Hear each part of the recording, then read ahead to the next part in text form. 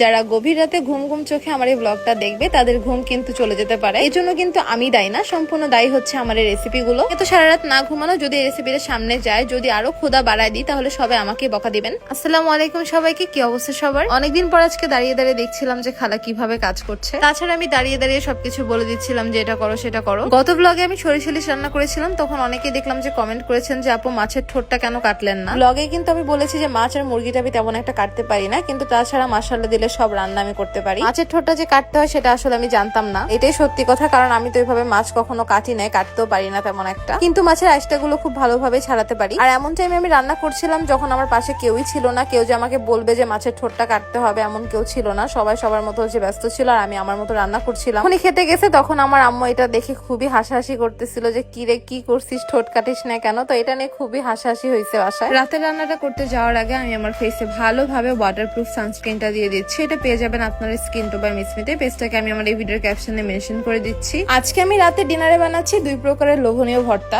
আমি জানি এতক্ষণে আপনারা এগুলো দেখে বুঝতে পেরেছেন যে আসলে আমি কি কি ভর্তা বানাতে যাচ্ছি। আমি জানি না কে কখন ভর্তা খেতে পছন্দ করেন, কিন্তু আমাদের কাছে রাতের বেলায় ভর্তাটা বেশি মজা লাগে। আজকে আমি পোড়া বেগুন ভর্তা বানাবো। আমি চাইলে কিন্তু আস্ত বেগুনে শুধুমাত্র তেল মাখায় তারপরে চুলার উপরে দিলেই কিন্তু বেগুনটা পুড়ে যেত, কিন্তু এটা আমি করব না, কারণ আপনারা কিছুদিন আগেই দেখেছেন আমি আমার চুলাটাকে সার্ভিসিং করিয়েছি। পোড়া বেগুন ভর্তা বানানোর জন্য এখানে আমি 3টা বেগুন নিয়েছিলাম। আমার সবচেয়ে ভালো লাগে তখনই যখন বলেন যে আপু আপনার রেসিপি দেখে আমি আজকে ট্রাই করেছি, অনেক মজা হয়েছে। যখনই আমাকে এই কথাটা বলেন তখনই মনে হয় যে না, কষ্ট করে রান্না বান্নাটা তাহলে সার্থক হলো। পোড়া বেগুনের পাশাপাশি আমি কাঁচকলা ভর্তাও বানাবো, যে কারণে আমি কাঁচকলাটাকে ভালোভাবে কেটে নিচ্ছি, এটাকে সিদ্ধ করতে দিব এর জন্য। আচ্ছা, আপনারা কি কখনো কাঁচকলা মাখানো খেয়েছেন? জানি অনেক অঞ্চলে সবাই চিনতেও পারে, আবার অনেক অঞ্চলে নাও চিনতে পারে, কিন্তু আমাদের অঞ্চলে কিন্তু মানুষরা অনেক পছন্দ করে কাঁচা কলা মাখানোটা তেঁতুল দিয়ে। আমি আপনাদেরকে খুব শীঘ্রই এটা রেসিপিটা দেখিয়ে দিব। আমি আজকে বেগুনটা পোড়াবো এয়ার ফ্রায়ারে। যেহেতু বেগুনটাকে আমি পোড়াবো, তাই হচ্ছে বেগুনের গায়ে আমি সুন্দর করে তেল লাগিয়ে লাগিয়ে দিচ্ছি। তো এই যে এখানে সবগুলো বেগুনে হচ্ছে ভালোভাবে তেল মাখিয়ে দিয়েছি। ভিডিওর মাঝখানে একটা জিনিস একটু শেয়ার করি, সেটা হলো আপনাদের বাচ্চারা যদি কিছু খেতে না চায়, বাচ্চাদের মুখে যদি কোনো রুচি না থাকে, তাহলে আমি মনে করি বাচ্চাদের জন্য এই বাদাম মিল্ক শেকটা কিন্তু বেস্ট। আমার মেয়ে কিন্তু কোনো কিছু খেতে চায় না, খুবই জ্বালায়, কিন্তু বাদাম মিল্ক শেকটা দেখলে কিন্তু অনেক খুশি হয়ে যায়। এটাতে যেমন রয়েছে অনেক পুষ্টি আর গুণাগুণ, তেমন কিন্তু এটা খেতে খুবই মজা। আমি বাবুকে এটা প্রতিদিন যে কোনো এক বেলা কিন্তু গরম দুধের সাথে 2 চামচের মতো গুলিয়ে দিই, আর ও এটা খুবই মজা করে খায়। বাট